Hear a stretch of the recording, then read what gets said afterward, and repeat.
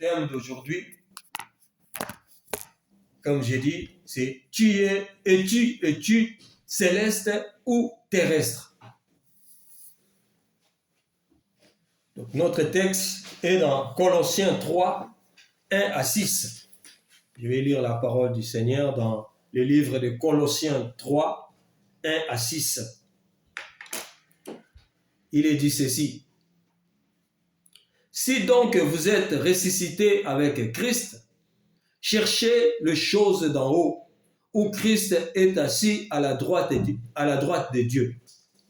Affectionnez-vous aux choses d'en haut, et non à celles qui sont sur la terre. Car vous êtes morts et votre vie est cachée avec Christ en Dieu. Quand Christ, votre vie, paraîtra, alors vous paraîtrez aussi avec lui dans sa gloire. Faites donc mourir les membres qui sont sur la terre, l'impudicité, l'impureté, les passions, les mauvais désirs et la cupidité, qui est une idolâtrie. C'est à cause de ces choses que la colère de Dieu vient sur le fils de la rébellion. Parole du Seigneur. Amen. Amen.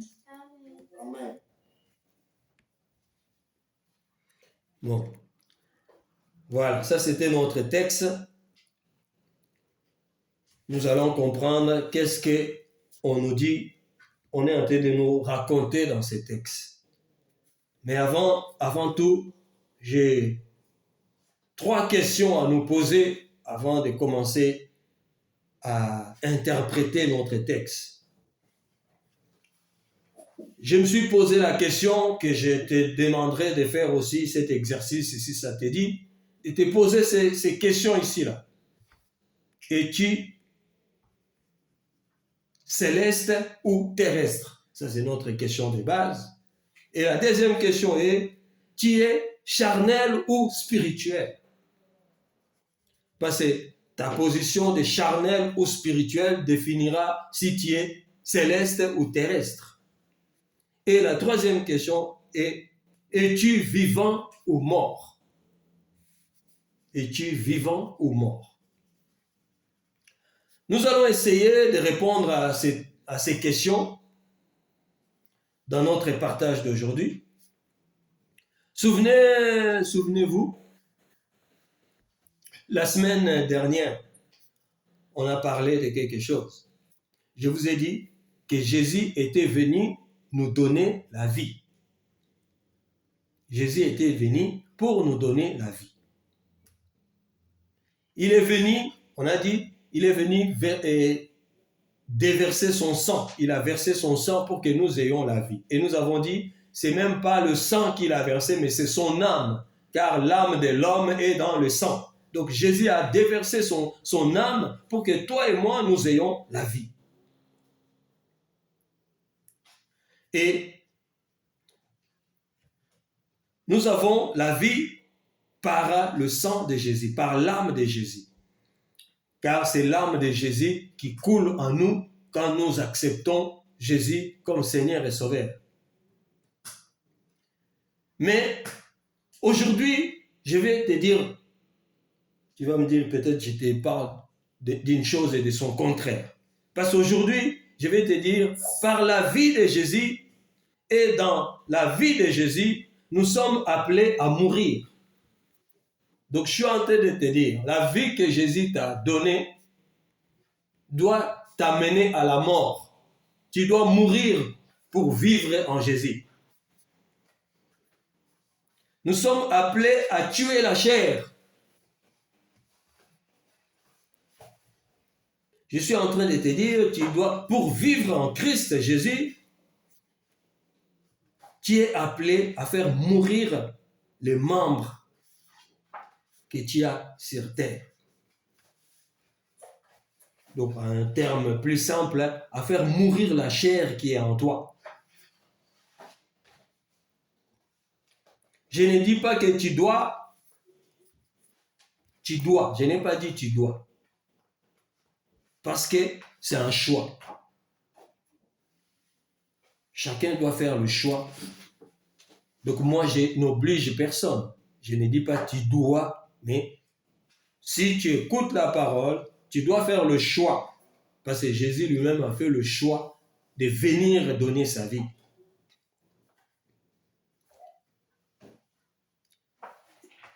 Et ta question ici peut être peut-être, mais comment mourir encore alors qu'on vient de recevoir la vie de Jésus et c'est pour vivre qu'on a accepté Jésus. Et moi, de te dire, ne peut vivre en Jésus-Christ que celui qui a accepté de mourir avec Christ et de ressusciter avec Christ. Ne peut vivre en Christ Jésus que celui qui a accepté de mourir avec Christ et de ressusciter avec Christ. Ce n'est que dans ces conditions-là qu'on peut vivre avec Christ en Dieu. Ce n'est que dans ces conditions-là que nous pourrions vivre avec Christ en Dieu. Car la vie qui est cachée avec Christ dans le lieu céleste n'est pas une vie terrestre. La vie qui est cachée avec Christ en Dieu n'est pas une vie terrestre, mais c'est plutôt une vie céleste. N'est pas une vie charnelle, mais plutôt une vie spirituelle. Nous avons déjà vu qu'il y a la vie qu'en Jésus-Christ. Ça, nous connaissons. Celui qui n'a pas Christ n'a pas la vie. Celui qui n'a pas le Fils n'a pas la vie. Donc, on peut avoir la vie qu'en Jésus-Christ. Car il a dit lui-même, « Je suis le chemin, la vérité et la vie. » Je suis le chemin, la vérité et la vie. Jésus est le chemin de la vérité qui conduit à la vie. Je suis le chemin, la vérité et la vie. Donc, il est le chemin, excusez-moi, il est le chemin de la vérité qui conduit à la vie. Et maintenant, nous disons que cette vie a un passage obligé. Cette vie qui est Jésus a un passage obligé qu'on est obligé, on a obligatoirement passé. Et cette obligation-là, ce passage obligé-là s'appelle la mort. La première mort, c'est dans les eaux des baptêmes. La première mort que Jésus nous fait voir, c'est dans les eaux des baptêmes. La Bible nous dit, par le baptême, nous mourrons avec Christ et nous ressuscitons avec lui. C'est dans Romains 6, 3 à 10. Romains 6, 3 à 10 nous parle du baptême de Jésus, qui est la mort et la résurrection. Et c'est par là que nous avons la nouvelle naissance. Les eaux du baptême est premièrement le symbole que Jésus nous donne pour parler de sa mort et de sa résurrection. Donc le premier symbole qui a manifesté la mort et la résurrection de Jésus, c'est quand il est passé dans les eaux de baptême. Jésus nous faisait voir que je vais mourir et je vais ressusciter. Voilà pourquoi il nous appelle, nous aussi, à mourir avec lui et à ressusciter avec lui.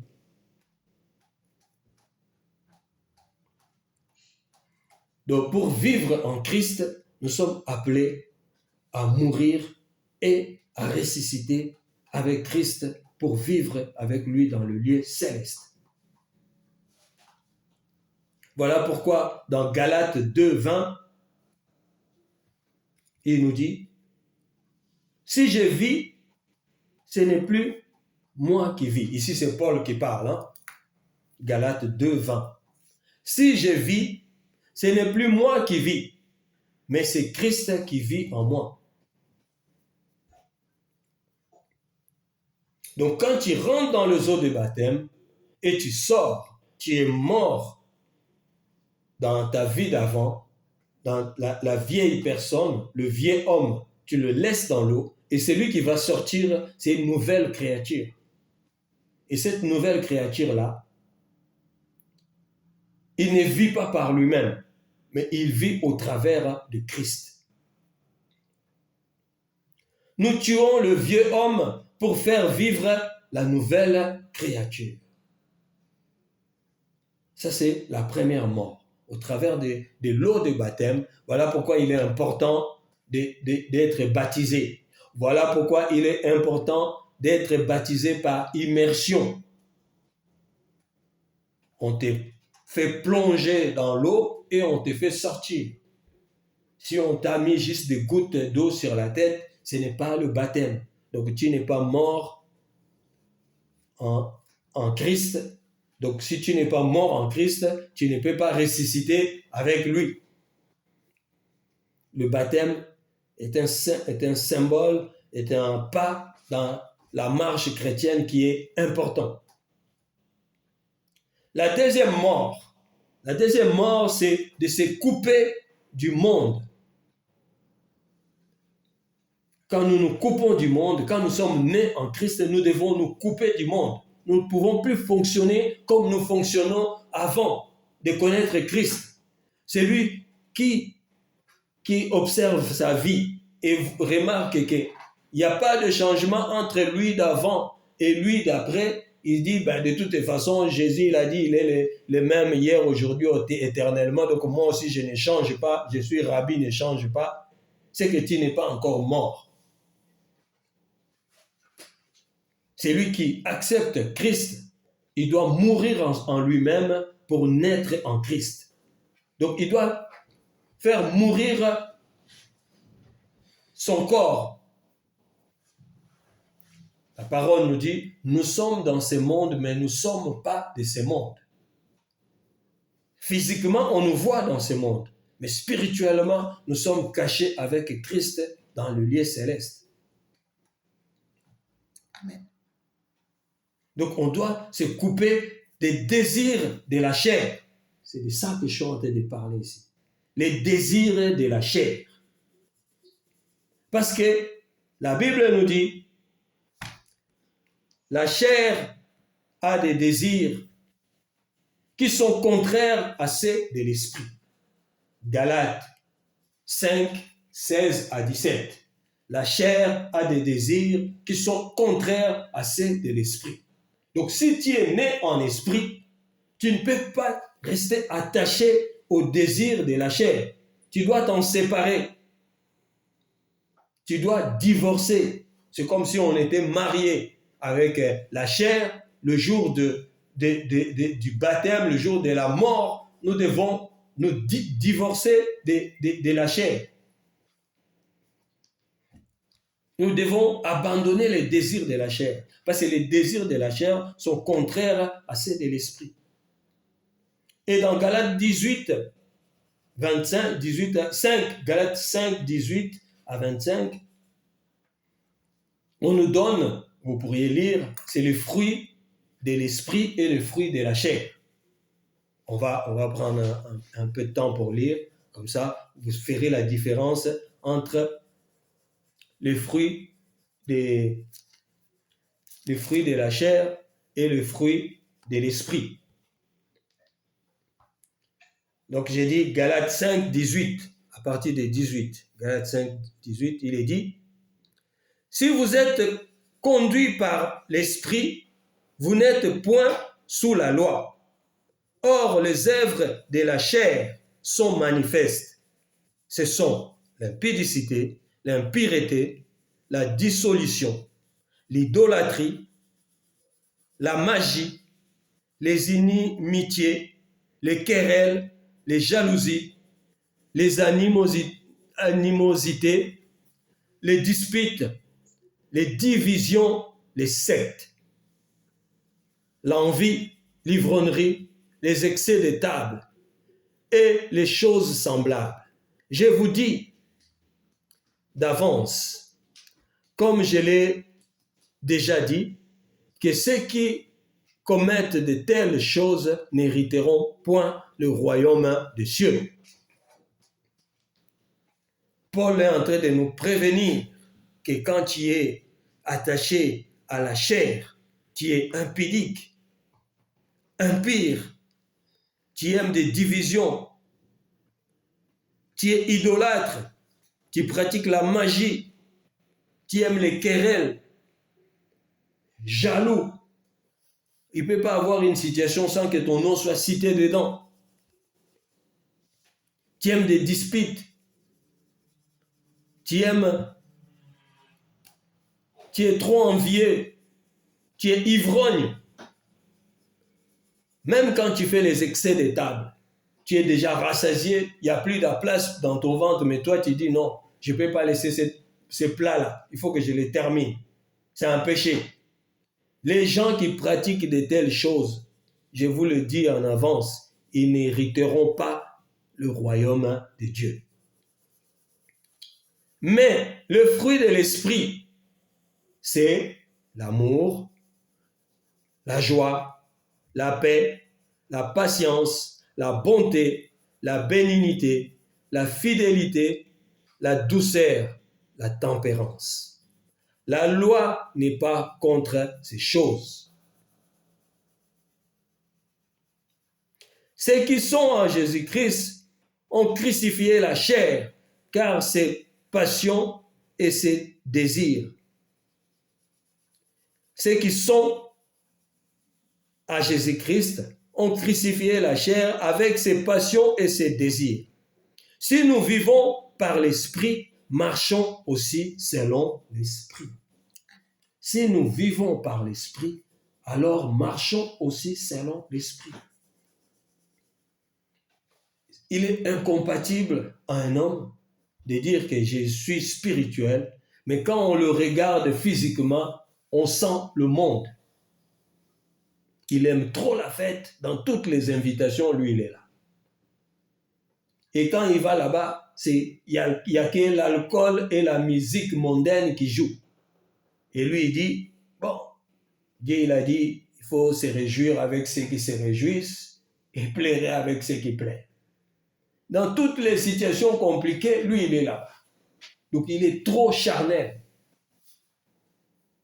Dans tout ce qui est business, son nom est là-dedans.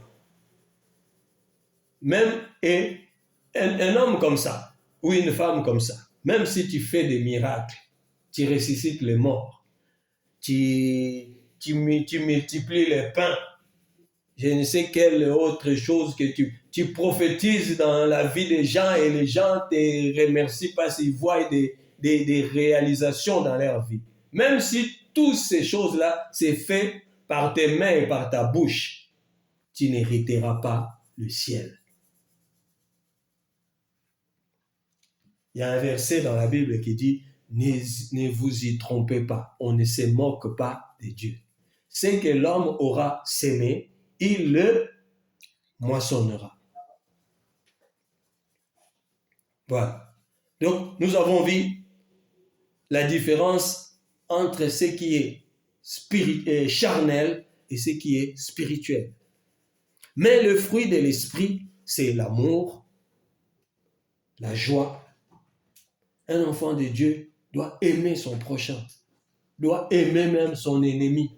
C'est ce que la Bible nous demande. Il dit, en quoi ferons-nous la différence entre ceux qui ont accepté Christ et ceux qui ne l'ont pas accepté? Si eux, ils disent, non, lui c'est mon ennemi, il m'a fait du mal, lui et moi c'est fini. Toi aussi qui te dis, enfant de Dieu, tu dis, lui c'est mon ennemi, de ce qu'il m'a fait, lui et moi on ne parlera plus jamais. En quoi nous sommes différents? À quoi sommes-nous différents? Et il est très souvent, on va même remarquer qu'il est facile aux païens de pardonner qu'aux chrétiens.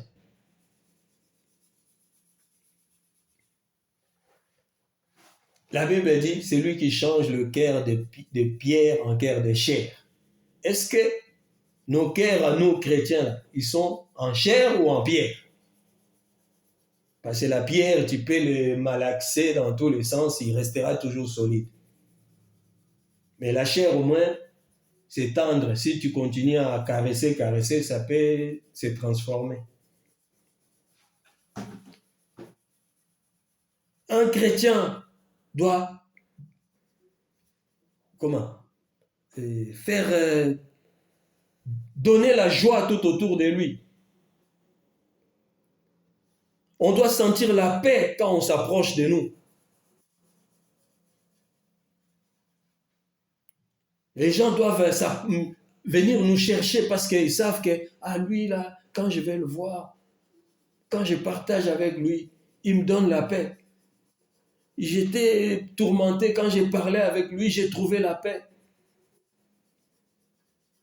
Parce qu'il y a le Saint-Esprit en nous. Mais si les gens qui veulent s'approcher de nous sentent que nous sommes comme des lames de rasoir, il faut que nous nous interrogeons. La patience. Ça c'est important. Nous devons cultiver la patience. C'est un fruit de l'esprit. La patience.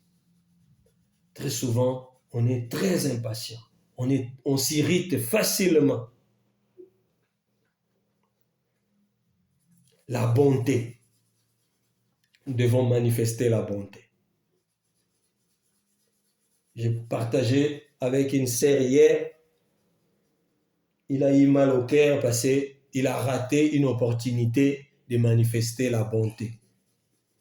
Elle a eu mal au cœur de manifester la bonté. Donc, nous devons être très attentifs à tout ce qu'il y a autour de nous. La Bible dit, Dieu parle tantôt d'une manière, tantôt d'une autre. C'est nous qui ne faisons pas attention. C'est comme ça que ça finit ces versets-là. Dieu parle tantôt d'une manière, tantôt d'une autre, mais c'est nous qui ne faisons pas attention. Attention à quoi? Au langage de Dieu. Donc, soyons attentifs. Soyons attentifs au langage de Dieu. Ça nous permettra de bien pratiquer la bonté. La bénicité. Nous devons bénir nos prochains. La fidélité. Dieu, notre Père, est fidèle. Si nous sommes faits à son image et à sa ressemblance, nous sommes appelés à être fidèles. Fidèles dans les bonnes choses. Pas fidèles dans tout et n'importe quoi. Nous devons être fidèles dans les bonnes choses. La douceur. Comme j'ai dit, un chrétien ne doit pas être comme une lame de rasoir. Un chrétien doit être doux. Même quand on doit se faire des reproches, ça doit se faire en douceur. La tempérance. La tempérance. On doit savoir calmer les choses. Il y a comme une sœur là qui a fait une chanson. Elle a dit Amina Bomamoto. Il demande à Dieu d'éteindre le feu qu'il veut allumer dans sa vie. C'est parce que Dieu a de la tempérance. Même quand il va nous chicoter, il le fait avec amour. Voilà pourquoi il y a un verset dans la Bible qui dit « Corrige ton enfant avec amour. Quand il sera grand, il te remerciera. » Il ne faut pas le faire avec la haine. Quand on corrige son enfant, on ne doit pas le faire avec la haine. Parce que nos enfants, ils sont aussi la chair de nos chairs et os de nos os. Dans une intervention que j'ai fait quelque part, j'ai expliqué que la première explication des chair de ma chair, os de mes os, n'a rien à voir avec le mariage. On peut aller chercher cette pensée pour exprimer ou parler du mariage. Parce que dans le mariage, nous deux personnes qui sortent chacun d'un côté, ils s'unissent et ils deviennent un. Mais la première pensée de Dieu dans ce discours de Adam, c'était pour dire, tu es ma chair, tu es mon os. Donc tu es moi, tu es semblable à moi, tu es ma famille. Nous sommes de la même chair, nous sommes du même os. Tu es ma famille. Parce que Adam et Ève, ils sont frères et sœurs. Leur père, c'est Dieu. Voilà pourquoi Abraham s'est marié avec sa sœur Sarah. Parce que dans la maison de notre père, nous nous marions entre frères et sœurs. Il est interdit d'aller se marier avec les étrangers. C'est dit dehors. Bon, ce n'est pas notre sujet. L'étranger, c'est celui qui ne connaît pas Christ. On va se marier avec un musulman, on dit non, je vais le changer, je vais le transformer. C'est toi qui transformes le cœur des gens. Bon, on était dans le fruit de l'esprit. L'amour, la joie, la paix, la patience, la bonté, la bénicité, la fidélité, la douceur et la tempérance. La Bible dit, l'esprit, la loi n'est pas contre ces choses. Donc même dans la loi, si la loi du Christ nous demande ça, même la loi de Moïse n'est pas contre ces choses.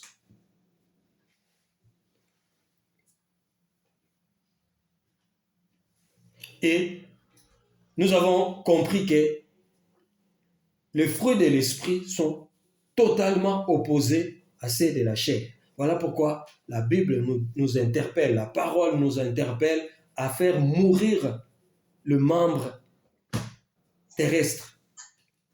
Les membres terrestres sont les désirs de la chair qui nous attirent à ces choses que nous avons énumérées tout à l'heure.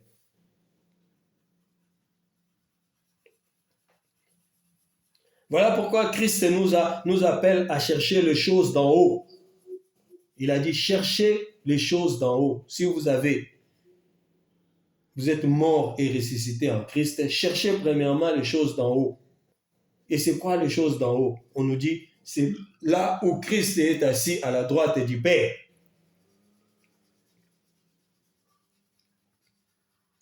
Les choses d'en haut, nous sommes appelés à voir Christ assis à la droite du Père. Mais qui peut voir Christ assis à la droite du Père si ce n'est que celui qui a le Saint-Esprit? Parce que c'est le Saint-Esprit qui témoigne dans nos cœurs. Si le Saint-Esprit parle dans ton cœur, il te fera voir Christ assis à la droite du Père. Et il nous demande aussi de nous affectionner aux choses d'en haut et non des choses terrestres. Il y a de ces chrétiens-là, s'ils ne regardent pas le match de football de Chelsea et de je ne sais quoi, des Barça et des Real de Madrid, j'ai même appris qu'au Congo, des gens qui n'ont jamais vu Barcelone ni Madrid, mais ils se tapent dessus, ils s'insultent, ils se battent à cause des Real de Madrid et de Barcelone et de Barça.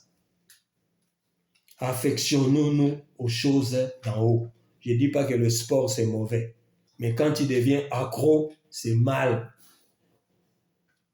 Quand il devient accro aux novelas, aux séries ivoiriennes, non, comment dire, nigériens, moi-même qui vous parle là, j'étais accro au catch. J'ai mis longtemps, je me suis battu avec moi-même, je me suis fait violence pour arrêter de regarder les catch. Moi, quand je ne regardais pas les catch, je n'étais pas bien. Même au début, avec ma femme, on avait beaucoup de guerres à cause de cette histoire de catch. Donc, il faut de temps en temps se faire violence. J'aimais beaucoup aussi de regarder les films. Et depuis un certain temps, j'ai remarqué, j'étais passé des films, tout film, à regarder que des films chrétiens. Mais même depuis un certain temps, le Saint-Esprit m'a ramené dans autre chose. Même le film chrétien, là, je regarde même plus. Si j'ai le temps, peut-être une fois tous les 2 mois, je peux chercher et regarder. Parce que quelque part, ça enseigne aussi. Mais je ne suis plus là-dedans. Nous devons nous affectionner des choses d'en haut. S'attacher solidement aux choses d'en haut.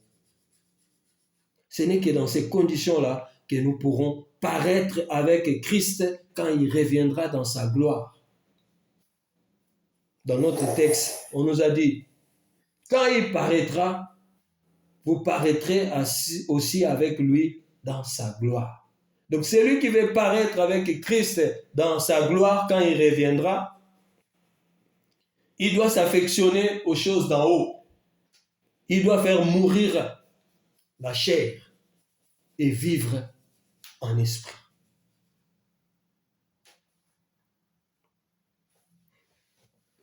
Et quand on dit quand Christ paraîtra, nous devons savoir c'est quelle période. Ce n'est pas à l'enlèvement. À l'enlèvement, Christ ne va pas paraître. Quand Christ paraîtra, c'est dans le millénium. Donc, Christ viendra régner pendant 1000 ans sur cette terre. Et il reviendra avec tous les saints. Donc, si tu veux être dans le cortège, dans le train qui quittera le ciel pour venir régner sur la terre avec Christ, tu dois faire mourir le membre terrestre et faire vivre l'esprit.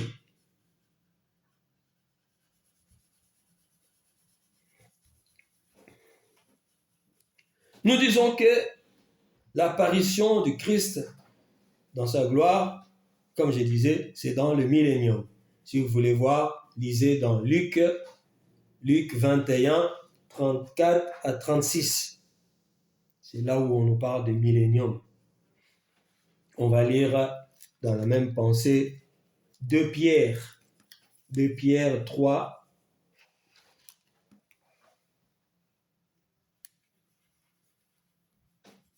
2 Pierre 3, 10 à 14. 2 Pierre 3, 10 à 14, il est dit ceci. Le jour du Seigneur viendra, le jour du Seigneur viendra comme un voleur. En ces jours, les cieux passeront avec fracas, les éléments embrasés se dissoudront, et la terre avec les œuvres qu'elle renferme sera consumée. Puisque donc toutes les choses doivent se dissoudre, qu'elles ne doivent pas être la sainteté de notre conduite et votre piété.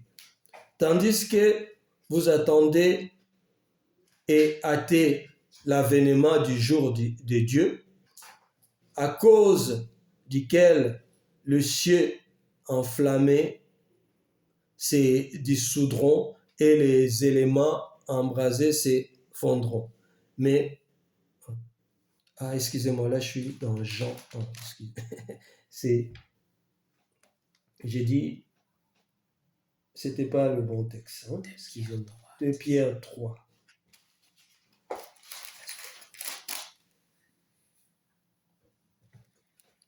Bon, il n'y a pas 2 Pierre 3, donc ça va être 10, il y a 1 Pierre 3 alors.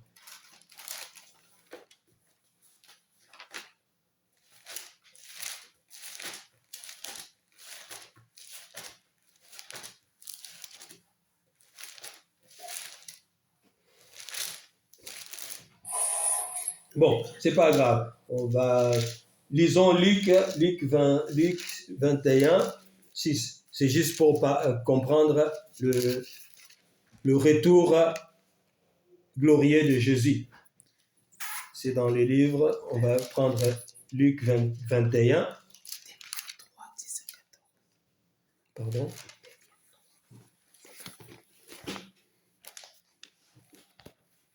Bon, j'ai retrouvé 2 Pierre 3, 10 à 14. Il est dit ceci, le jour du Seigneur viendra comme... c'est ça. C'est pourquoi, bien-aimés, en attendant ces choses, appliquez-vous à être trouvés par lui sans tâche et irréprochable dans la paix. Bon, gloire au Seigneur. Donc, on voulait juste parler du millénium. Le millénium est différent de l'enlèvement. Dans l'enlèvement, Christ viendra, il va s'arrêter dans les niais et nous serons enlevés vers lui. Mais au millénium, Christ qui vient régner pendant 1000 ans sur la terre, parce qu'il va mettre Satan et ses démons en prison pendant 1000 ans, et pendant ces 1000 ans-là, Christ régnera sur la terre, et il régnera avec le Saint.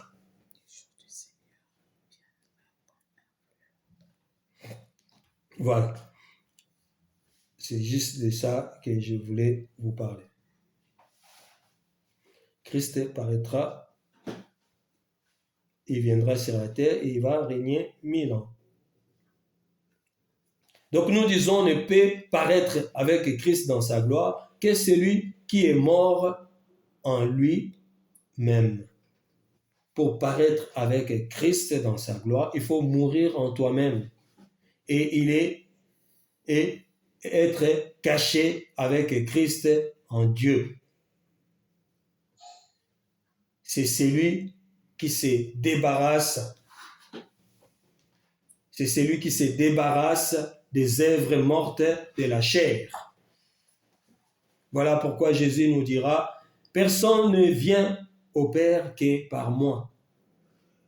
Et aussi, je suis le chemin, la vérité et la vie. Nous l'avons dit.